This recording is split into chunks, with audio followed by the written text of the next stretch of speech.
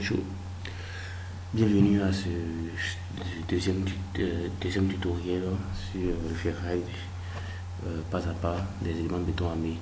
Donc je vous conseille vivement de prendre la vidéo, de chercher la vidéo sur poteau 1. Bon, le premier élément qui est poteau, que nous avons fini de calculer, c'est ici là-bas que j'ai expliqué certaines choses que je ne vais pas expliquer ici par exemple.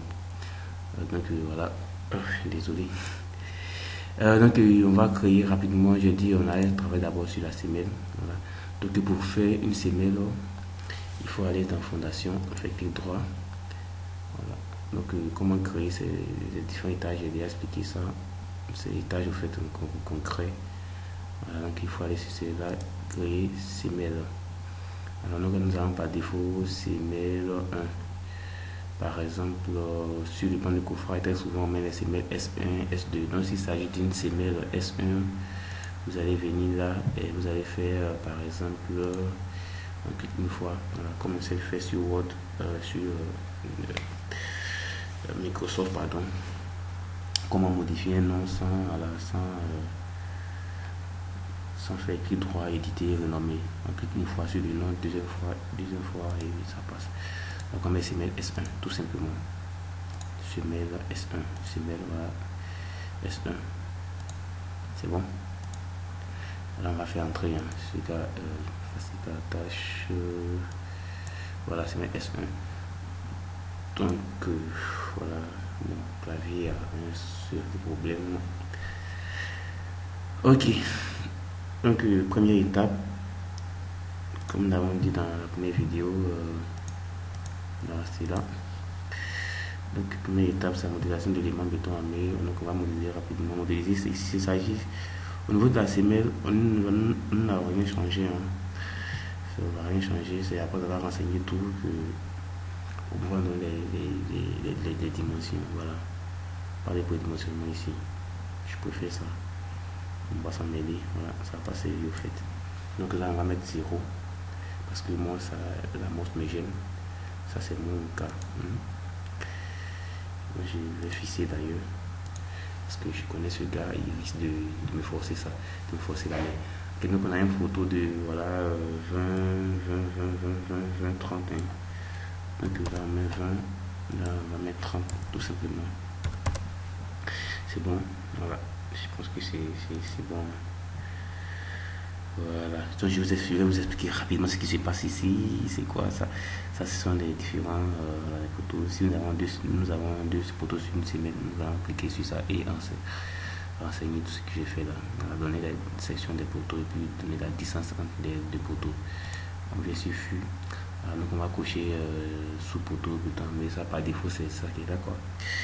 Donc pas la peine de venir vous fatiguer avec ça ici. Optimisation, voilà, super, c'est ce que j'aime. Ici vous voyez un peu forme libre, voilà. Très souvent lorsqu'on laisse forme libre, les gars ils sont en forme rectangulaire, pour ne pas dire carré, c'est-à-dire 2 mètres sur 2 mètres, 3 mètres sur 3 mètres, 1,50 sur 1,50. Très souvent c'est un peu rare de voir 1,20 m sur 2 mètres, voilà. Donc ça, par exemple, si on veut forcer le robot à utiliser une forme carrée, on va cocher carré, rapport constant. Je sais pas trop modétique, ça veut dire que il va travailler en fonction du poteau. En fait, si le poteau est tel que vous voyez, la semelle va suivre les dimensions, pour ne pas dire la forme du poteau. Voilà, c'est un peu ça. Mais ne me demandez pas si on a un poteau circulaire. Là, je sais pas, vous allez tester vous-même. On va voir ce que ça donne. Donc rapidement, il n'y a plus rien à faire ici, il n'y a plus rien à faire. Donc on revient là. J'enregistre encore mon projet, il faut toujours enregistrer. Je vous conseille vivement d'enregistrer. Étape 2, paramétrage, rapidement. Comme je l'ai dit, on a deux types de paramétrage. Paramétrage général et paramétrage spécifique. Donc spécifique d'abord. Spécifique, on a deux éléments là. Définir sol et option géotechnique. C'est bon. Donc définir sol, qu'est-ce qu'on va faire rapidement? On suppose que notre semelle est compressée, je vais dire sollicité de façon axiale, je ne vais pas dire sur toute la surface, sur compression centrée, voilà, c'est le bon thème, c'est une compression centrée. Donc, moi, ce que je vais vous conseiller ici, c'est un peu ça. Selon le rapport géotechnique que j'ai reçu pour mon projet, voilà, je vous vraiment conseille de vivement demander toujours un rapport géotechnique parce que pour faire l'étude sans rapport géotechnique, et c'est dans l'avantage même du client. Le client gagnera à faire des études géotechniques. Je sais de quoi je parle parce que d'abord, même si on fait de géotechnique, pour vous allez prendre des risques inutiles. Voilà. Donc ici, on ne va pas toucher le sol parce que très souvent, puisqu'on a une méthode qui permet de calculer avec la contrainte du sol, donc on va pas s'emmerder avec ça. On va remplir cette partie lorsque, par exemple, on a reçu une coupe sur le sol que vous voyez, par exemple, avec les caractéristiques que vous voyez, on va remplir. Et de l'autre côté du calcul, on va cocher, par exemple, on va dire au robot de calculer avec le sol que nous avons. À défaut de cette méthode, on va utiliser la méthode des contraintes. Voilà, c'est-à-dire qu'on a la contrainte du sol et voilà. Voilà. Qu'est-ce que j'ai fait ici par exemple? J'ai dit à robot que voilà, notre niveau fini sera 1,50, moins 1,50 et le niveau supérieur de la semelle, c'est ça, 1 mètre. C'est-à-dire je vais donner une hauteur de 45 cm à notre semelle. Maintenant, les 5 cm, c'est pour donner une propreté. Donc c'est un peu ça. C'est un prédimensionnement, voilà, pour permettre à robot de minimiser un peu la semelle. Parce que très souvent, le robot exagère un peu avec les semelles.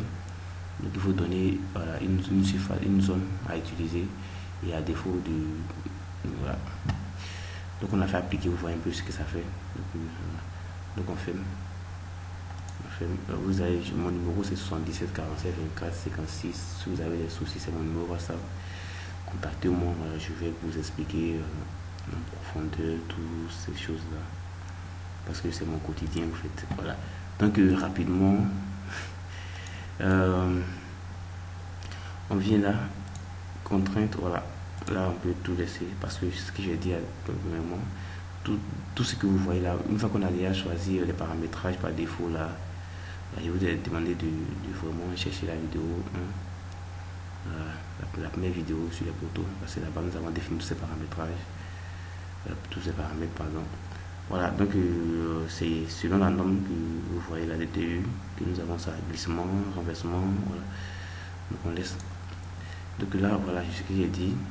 Lorsqu'on a saisi les sols, on va utiliser la méthode de laboratoire, voilà, utiliser les sols calculés.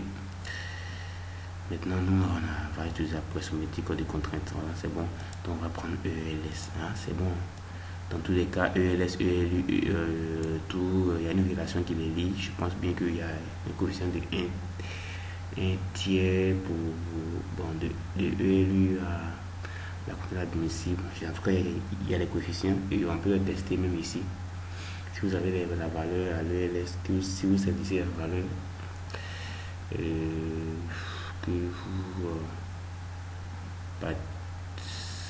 que vous changez, par exemple, en admissible, vous allez voir automatiquement que la valeur va changer. Par exemple, ça c'est pas ma contrainte, je vais faire d'abord l'exemple que je viens de donner. Par exemple, je mets 2, c'est bon, 2 pour la contrainte à l'ELS, c'est bon. Tout à l'heure, je vais prendre admissible, vous va automatiquement dans 0,6. Donc, à vous de calculer le coefficient qui existe. Si bon, tout à l'heure, ELU, vous allez voir 0,30. Si bon rapidement ça, vous voyez, je vais toujours mettre 0,20. Voilà, donc c'est bon. Par défaut, je vous conseille d'utiliser la contrainte admissible et elle vous sera fournie par l'entreprise technique qui va faire les sondages. Donc ici rapidement, je reviens là. Donc on a une contrainte de 1,5 par soit 0,15 mégapascal. Pourquoi mégapascal? Parce que là on a 0 mégapascal. Donc on va faire 0,15 mégapascal. Voilà. Ça c'est ma contrainte à moi, mon projet, cher ami. Donc à toi d'aller faire voilà, tes sondages, géotechniques. Ça c'est la profondeur de la semelle, c'est 1,5 m. Ici c'est avec en valeur absolue. On laisse et on fait un ok. Voilà. C'est bon. Je pense qu'on a fini pour le paramétrage spécifique. Donc là maintenant on passe par un fichier. Voilà, bon, je vous ai dit, si on n'a pas de problème avec la fissuration, on peut laisser, voilà, par défaut, changer. Là, je reviens là, voilà, super. Ça va laisser béton, il a expliqué 20, ça c'est béton 25, grammaire de dernier là, si vous voulez, vous mettez vos 25, voilà, 25 achats, voilà. Par exemple là, également, il a expliqué que le diamètre sont peut-être cochés ou décochés, c'est lié par exemple à nous, notre contrainte sur le terrain. Si par exemple notre chantier est reculé, qu'on nous dit qu'on a juste des HA16 qui sont vendus sur nos chantiers, on ne pourra pas utiliser les HA12 pour ferrailler. Comment est-ce qu'on va s'en procurer? Donc il faut cocher HA16 par exemple pour le projet. Voilà, mais si nous avons accès à tous ces diamètres, on peut cocher tout. Et rassurez-vous que le robot ne va pas laisser un HA12 pour aller chercher HA16. Voilà, il va essayer, c'est lorsque la contrainte dans laquelle reçoit la semelle, qui, comme ça, la semelle sera un peu grande, c'est là que le robot va essayer de prendre un certain diamètre. Mais rassurez-vous que le robot ne va pas utiliser l'acier à la place du béton pour répondre à la sollicitation.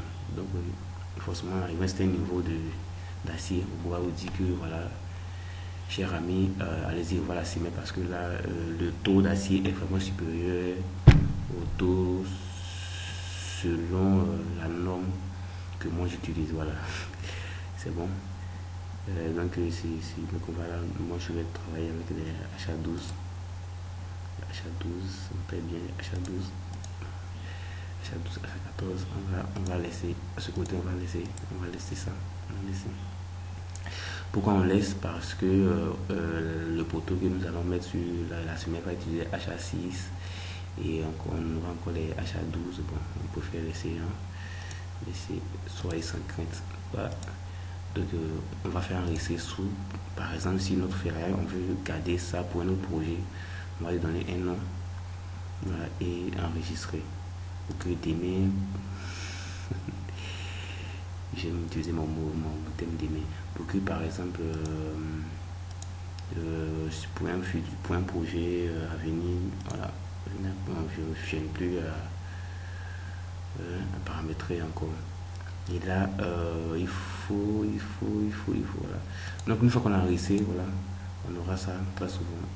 Et on vient, on choisit, tac, et on s'en va. On va plus s'amuser avec le paramétrage, on a un point fini. Ok, donc on fait ok. C'est bon. Donc on a fini de paramétrer. Voilà. Donc si par exemple, par force manipulation, vous avez perdu ce que vous voyez là, ne vous affolez pas, faites simplement clic droit et voilà, ça sort. C'est bon. Voilà, on peut également tourner aussi en 3D. Voilà, comme ça. Ok, prochaine étape pour notre affaire. Chargement, super. Donc on vient sur la table, on a 200 kN et 80 kN, c'est bon. Ok, 200 kN et 80 kN. Ça me donne. Voilà. Donc chargement va venir là. On va venir là, tableau de chargement. Il faut que ce charge pour charger, mais moi je vous conseille tableau de chargement. Je vous conseille tableau de chargement. Je suis formateur, voilà. Ça fait bientôt 2 ans. C'est de quoi je parle. Donc utiliser nature permanente. Bon, là on va prendre propre par exemple. Si on veut prendre propre de notre semelle en compte. Et là on va utiliser permanente. Voilà. Et on laisse en tirer pour dire c'est pas un poids propre. Au contraire, nous allons saisir la charge qui est de 200. C'est bon. Et là c'est ici qu'on saisit la charge. On va faire 200. C'est bon. Ok. Donc on vient en nature toujours. Et on met ici charge exploitation. C'est bon. Donc je pense que c'est 80. 80.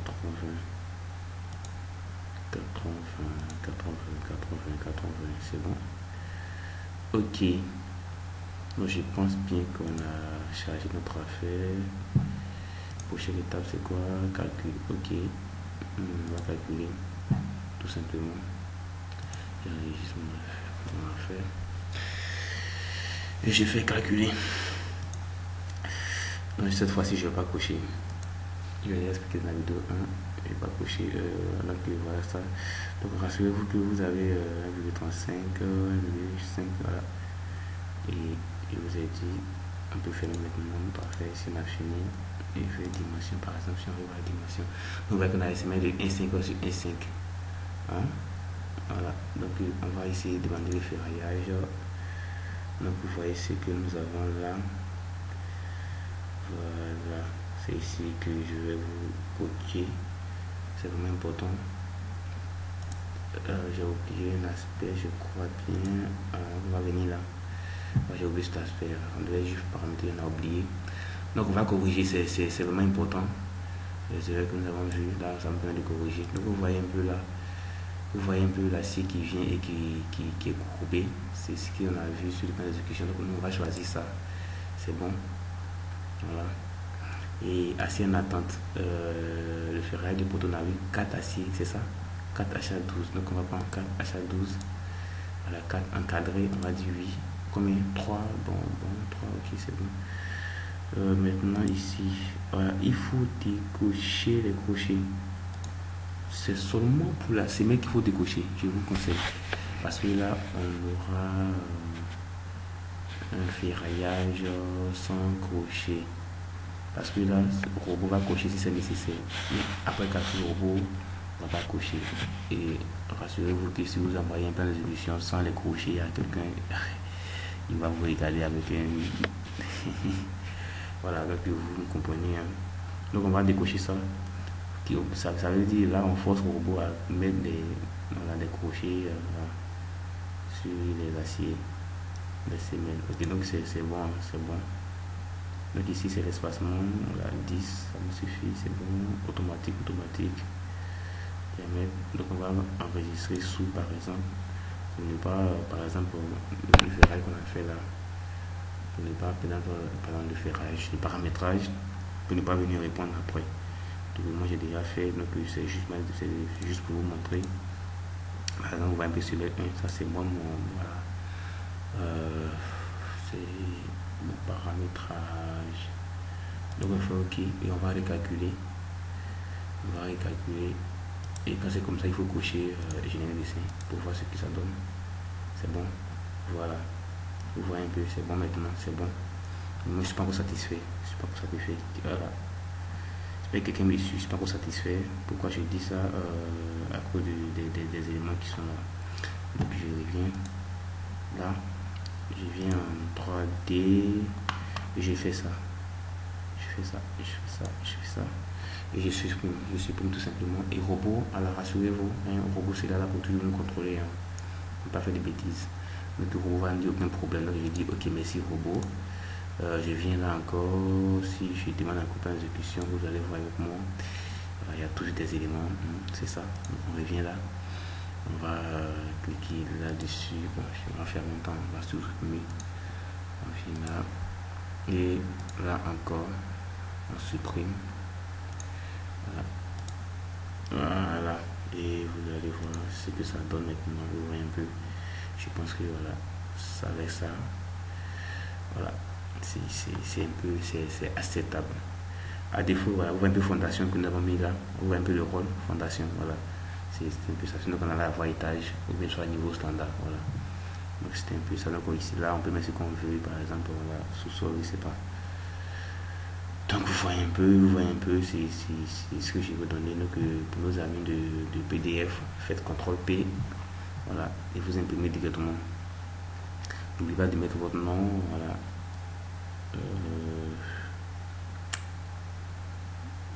Je t'ai déjà montré ça sur la vidéo précédente. Je vous conseille de la voir, c'est mieux ainsi. Donc je vais faire exprès de ne pas parler de certaines choses qui se trouvent déjà dans la vidéo sur les poteaux que vous voyez là. Voilà. Aussi, voilà. Donc nos amis d'AutoCAD, on y va. Donc on fait enregistrer sur la fichier, enregistrer nos formats DXF et on va enregistrer par exemple semelle, voilà, semelle, je vous ai dit que j'ai un souci avec mon clavier. Désolé si je ne teste pas ça, mais tester, hein, ça marche, voilà. Ok, donc c'est bon. On va produire encore la note de calcul, par exemple. Là, il y a dit qu'il y en a qui se trouve dans un document de votre ordinateur, document Autodesk Output, dossier Output. C'est là que vous verrez la note de calcul CML1. Voilà. Donc souvent on va avoir un message rouge ici en disant que c'est le sol par défaut qui a été utilisé pour calculer. Bon, pas calculer, mais il va dire que voilà, ça n'a pas été changé. Mais là je ne retrouve pas le message. Très souvent c'est ce que j'ai reçu comme message. Voilà, donc par rapport aux erreurs liées à la semelle, très souvent c'est la semelle d'ailleurs est étroitement liée à la contrainte du sol. Donc et plus le sol sera mauvais, plus vous aurez des très grandes semelles. Voilà. Alors vous voyez, c'est vraiment ça, c'est net, c'est court, c'est juste. Donc si vous avez des soucis, des préoccupations, n'hésitez pas à m'écrire. N'hésitez pas à m'écrire, voilà. Donc sur ce, voilà, la vidéo sur la semelle prend fin. Prochaine étape pour le derby des derbies, c'est-à-dire plancher, voilà, plancher. Vraiment, c'est un derby des déplacés. Là, je vais donner assez d'astuces. Ok, sur ce, troisième vidéo tout à l'heure.